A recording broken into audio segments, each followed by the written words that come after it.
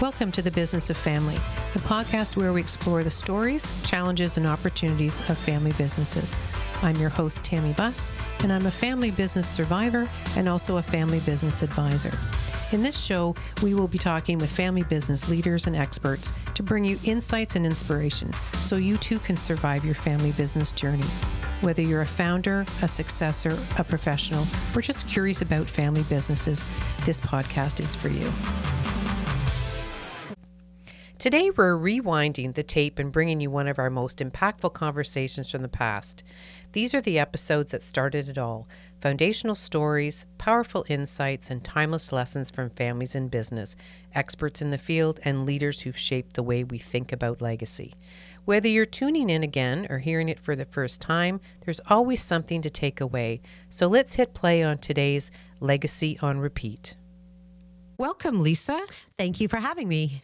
Now, Lisa, you're a second-generation business owner, and you work with two of your sisters. You have three sisters, am I correct? Yes, that's right. And you still continue to work with your mom and your daughter on a daily basis. Yes, a lot of family, as you said. Yeah. So tell me, how did that even come about? Well, my mother started the company way back when. After college, I joined her. About 6 years ago, my two sisters decided to open up their own store in Toronto.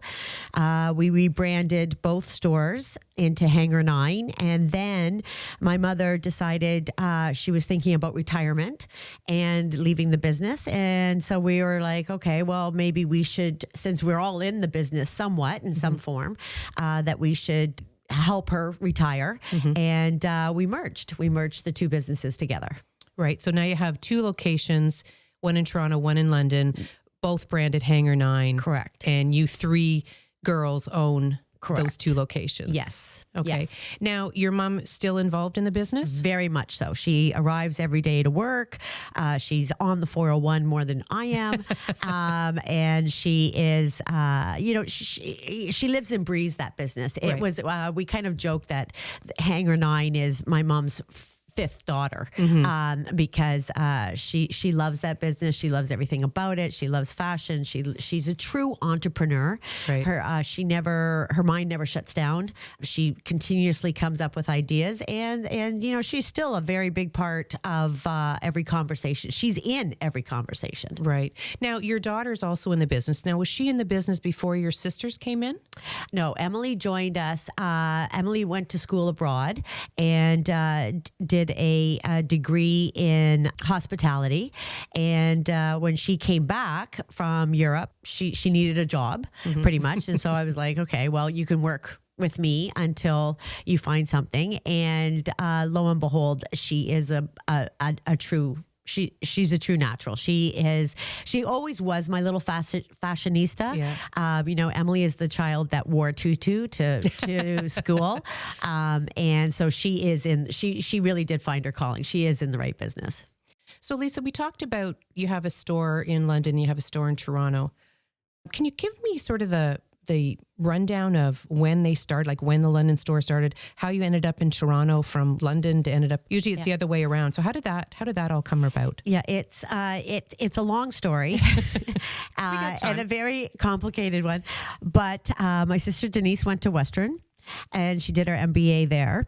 And during homecoming, of course, she would invite all of her friends to come to the London store, and we would have a homecoming party for her and her friends.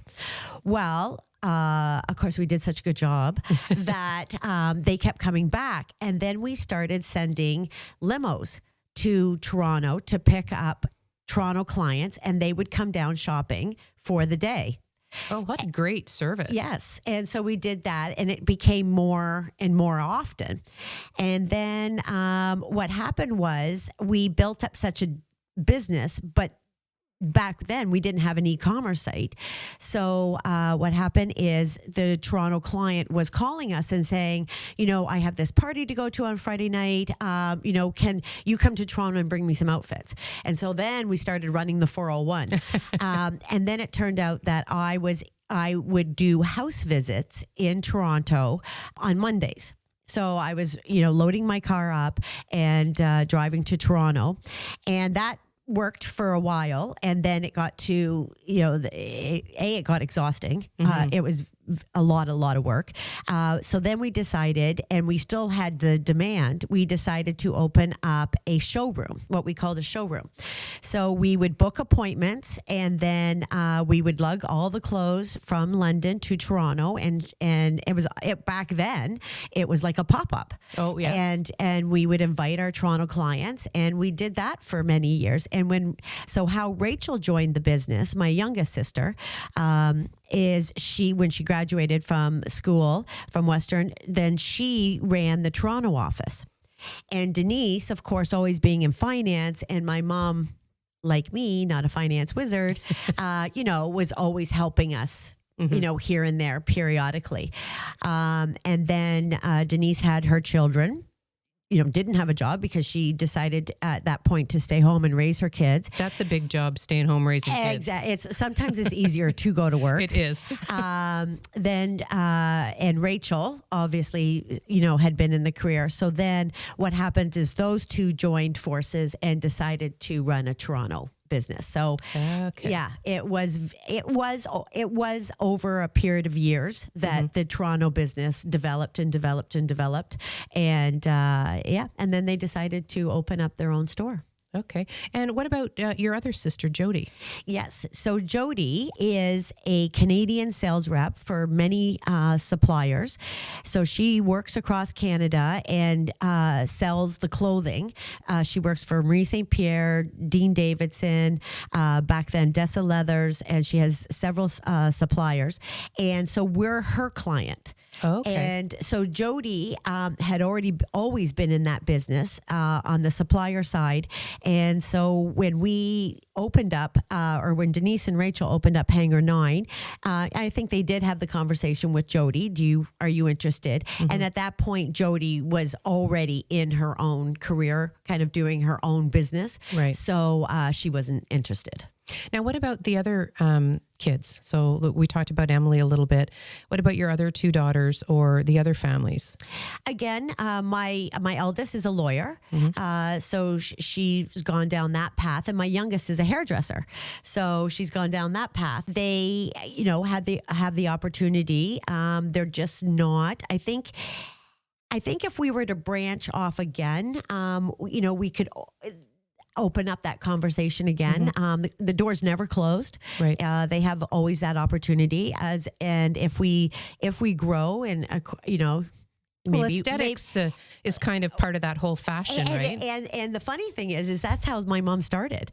My mom started in the Mary Kay business, and when her first store opened on Richmond Street in London, she opened up with a hairdresser and an esthetician. Wow. She sold Mary Kay cosmetics out of the store, and then added the clothing as a third dimension. So right. it actually has gone full circle. Well, first generation businesses tend not to start out, down a straight path. Yep. Right. The first generation is sort of like, I needed an income. And so I did a job, I was good at it, and then it evolved. Yes. And then again, you lift your head up and you realize that, your kids are adults and they need to come into the business with you, or you need some help and you'd like them to come into the business with you. Now, have your sisters talked to their kids? Yes, they've all had the conversation. Denise's daughter, Sarah's in the financial end. I keep saying to Denise, why doesn't Sarah join us? Right. Because she's as cute as a button. So she could. And Jody's two daughters are, one just got a job with TD Bank, and she's not an actuary, but something like that. Mm-hmm. So she's finance, so she's off. And then Danielle is still in university. Yeah. Because, if you're expanding and you've got different locations, and there's lots of opportunities. And I think the problem with, again, our first generations is we don't see the other opportunities, and our kids see us and coming into the business doing what we do. Yeah. And like you said, you've got one who's in finance, one who's in the technical aspects, and then you who are, into the buying part. Now, what does Emily excel at? Oh, sales. She is what we call a super seller. Yes. In a category. And no, she's customer service. She's organized. And she, and she does help me with the buying as well. She's been brought in on those conversations. And so, no, she is, I kind of joke, she's a mini me. Yeah. No, she's in the right industry for sure. So how did that feel when you started going with your mother and making decisions, adult decisions that she would make with buying, and then having Emily come with you and giving your 2 cents? Because I know from my side, it's very difficult to take advice and guidance from, my son when I've been doing it a certain way for a long time. So how did that impact your family or your conversations? Well, when I started working with my mother, it's funny how I didn't even think about it. Mm-hmm. Like it was just second nature. I had always been in retail, and I had actually already owned my own business. Shortly after I worked with Mom, I actually kind of left her for a time period and opened up the Colors franchise in London. I just never stopped to think about it. It was just, I could make a decision. I didn't even question not making the decision. And I never ever questioned my ability to make that decision. Right. And I think with Emily, I value her opinion. I see her work. She has great work ethics and she has great fashion sense. And so, I do turn to her for a sounding board because I think she brings a lot to the table.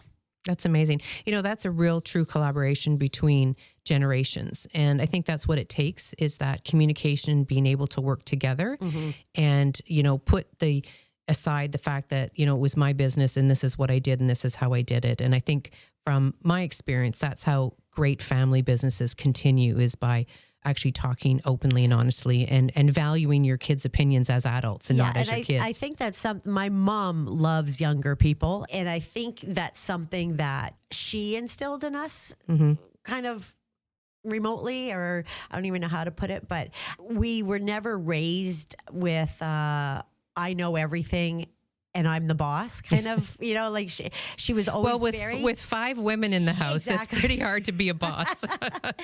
That is true. Yeah, no, it was always an open conversation. And so we never felt that our opinion didn't matter, because it always really did. Well, that's great. Now, when did you really think this was a family business? Because you started with your mom right away and your 2 sisters didn't join till later. So now it's a truly family business. When did you think it was a family business? Well, it kind of, say corporate wise, we were separated, but yet a lot of decisions were always made together anyways, because we were in the same industry. So, you're always talking back and forth, did you get that line? Did you get this line? What do you think of that line? So there was always conversations going on at every family function. Right. So then, joining forces really, it almost seemed like the natural next step, because, there was so much synergy anyways that it just made sense. It made sense financially. And at that time, it makes sense. Now, was your mom involved in the business in Toronto? Just for her opinion. As any good mother likes to give her opinion. Exactly. But financially, no. It wasn't until we decided to join.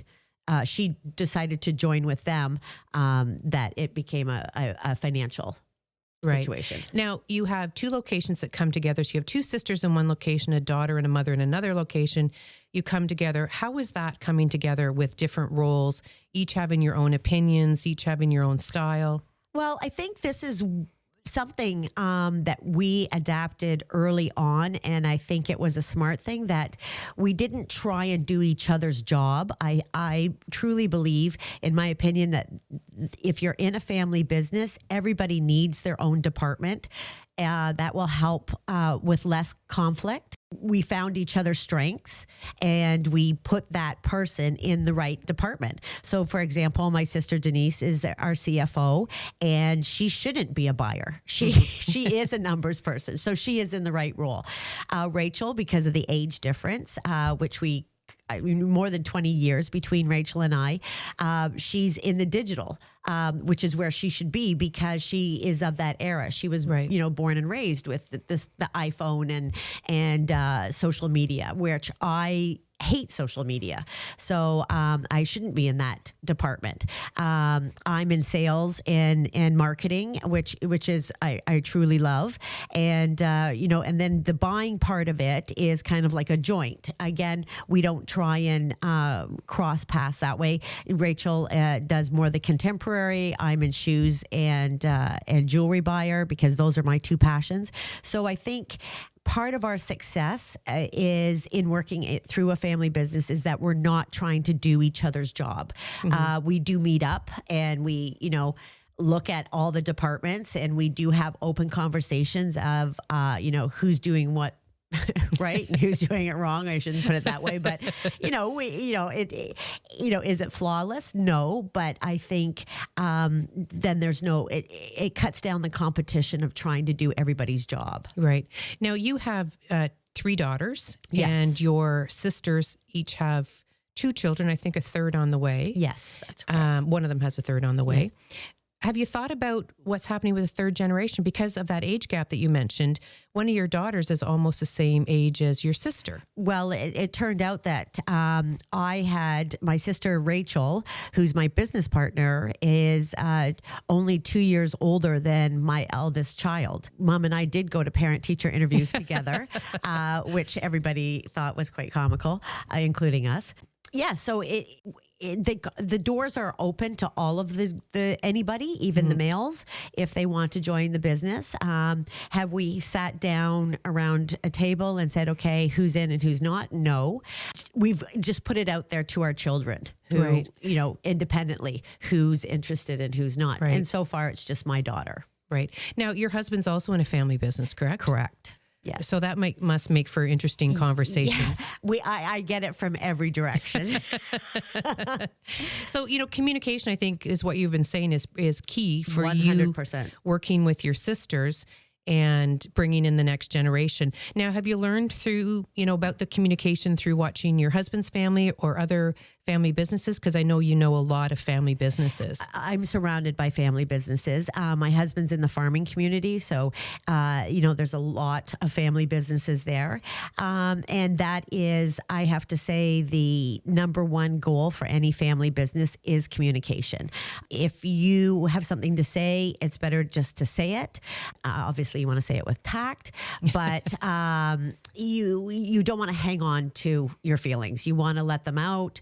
Get it over with. We made a pact at the very beginning when we decided to go into business together that if we ever got to a stage where we couldn't meet up for Christmas, then we're done. Right. Now, do you meet regularly for communicate, like to talk? You said we want to make sure we're not in each other's lane and no conflict there. So do you have set meetings that you are able to talk about stuff so it's not over the dinner table? Well, we try to do it Monday mornings and just set the week. Have we fallen off of that? Yes. So it's a grind to actually stop and do it because we're all so busy. But yes, and we are going to meet. We meet at the end of every fiscal period to go over what we've done right and what we've done wrong. But yes, we're actually working on a big meeting in January to discuss the next generation. I was going to say, so when do you start really talking about your daughter Emily being in the business, and what about the other family members? Well, COVID threw us for a real loop because we didn't even know at that point if we were going to have a business to even discuss. So we had been talking it for the last 3 years, but COVID stopped those conversations because we were in survival mode at that point. So then we just wanted to, so now we've decided in January we need to make those decisions, mainly because we have leases coming due. Right. And because of COVID, when you talk about that, and you are, you and one of your sisters anyway are closer to that retirement period where the runway isn't quite as long, but your daughter and her aunt, who's not that far away in age, are still younger. Like, does that make a difference when you're doing planning as a family that, I will only have a runway of maybe I want to go in 5 years, and, one has, I've got 30 years left. Yeah. Oh, it's the number one topic, because yes, Denise and I, could retire. We've had good careers. We've had good runs. Rachel's in her prime, because she's only 35 years old. So she's in her prime. And then, of course, my daughter's in her prime. So, yes, those will be very big conversations to have, and they'll be at the top of the agenda. I was out Saturday night, and we were at dinner, and the party next to us, the gentleman was celebrating his 94th birthday. Oh, wow. And he was great. And I said to him, "What age did you stop working at?" And he said 86. And I thought, that's the great thing about the business that I'm in. I love the business I'm in. I always have. And do I have to retire? No. I think it's something that if we set it up properly, that, I can keep my foot in it, if that benefits my own daughter and my sister, because it's not one of those. Denise and I both are at that point where we're not dying to retire. Right. Well, you love what you do. We love what we do. And how old's your mom now, still working in the business? Yeah, my mom she probably won't want me to tell you. Okay, in her 70s. I won't put the actual number, maybe mid 70s.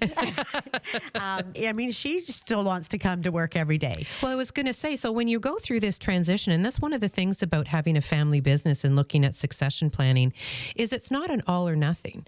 Right? What you're trying to do is, like when you merged with your sisters, to be able to download some other responsibilities onto someone who loves to do that. And Correct. Then to just maintain what you love to do, and to be able to pop in and out when you need to be, or involved in the things that you love to be involved in. Exactly. And I think the positive thing of COVID is it showed that, you don't have to be in the building 24/7.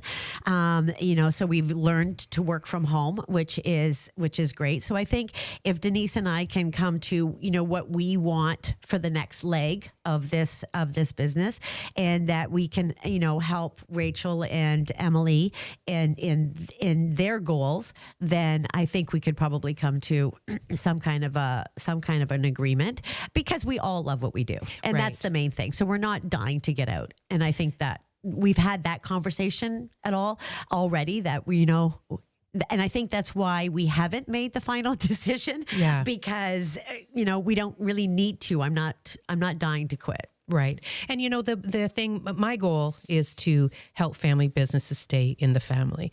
And I think we lose a lot of character, a lot of caring, a lot of service when we go to big box stores. And, I know locally in London, we've lost some family businesses, it's a real shame.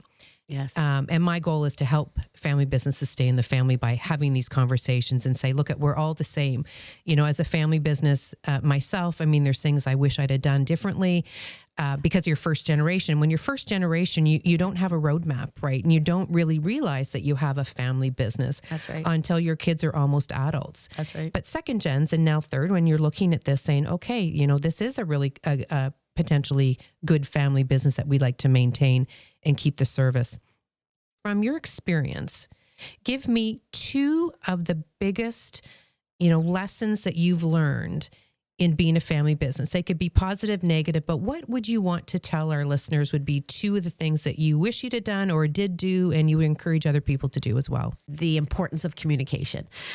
Definitely, because I had my own business, so I only had conversations with myself, and that was, communicating and stopping, because I didn't have to do that before, was actually hard, believe it or not, because normally I'd come up with something and I'd just go do it because I didn't have to discuss it with anybody. So I had to I agree with that. My way or the highway. Yeah, it's a very hard thing to have to listen to other people. Exactly. And as an entrepreneur too, we work so fast. Right. Sometimes we turn on a dime, and, to stop and communicate that, I have to admit, it was a learning adjustment for me. So communication is the biggest thing.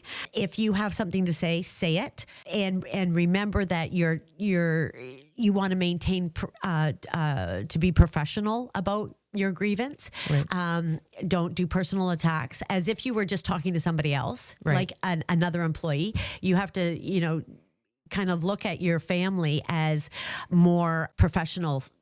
Right. That's a really good point, because, I do think that when you have a stranger, you treat them differently than you do 100%. family.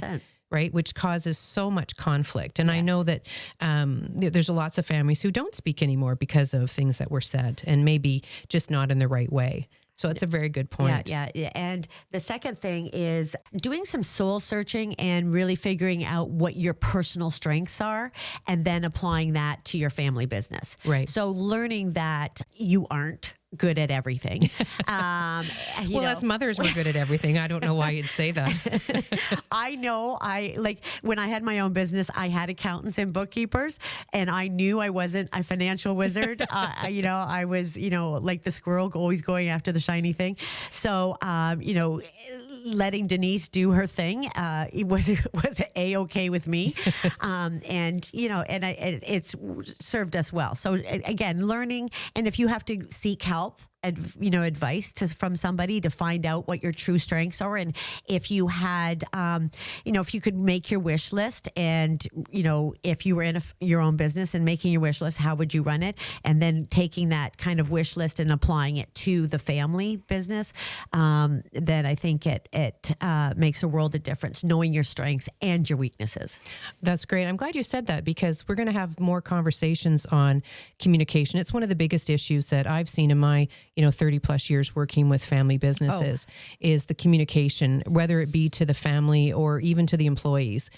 When you're a family business and you're small, you need to have guidance. People need to know what's happening. Exactly. And if everybody's on the same page with vision and goals, it makes it a lot easier. Yep. Also understanding how each person likes to be communicated with. 100%. And it's harder than it sounds. Oh, it's very hard. It's very hard. It's very, very hard. Yes, I know that. Ask my family that. Yeah, exactly. We've all been through it. So I think we're pretty much out of time for today. So I just wanted to say thank you very much for coming today. And I hope you enjoyed listening to Lisa Ferguson of Hangar 9 and learned something valuable from her insights and years working with her family. Lisa, where can people find out more about Hangar 9? We're, again, out of COVID came our beautiful e-commerce site. So you can go to www.hangar9.ca, and Hangar is spelled Hangar with the number 9. And you can read about our family story and look at our beautiful clothes. I'm glad you did the spelling, because I think I've seen a Hangar 9 that's a tattoo shop. Yes. So, I'm glad you clarified that. So for all our listeners, please go and take a look at Hangar 9 and listen to see their family story, get to meet everybody, and, hopefully keep a family business in the family and keep supporting Hangar 9. Well, stay tuned. Stay tuned.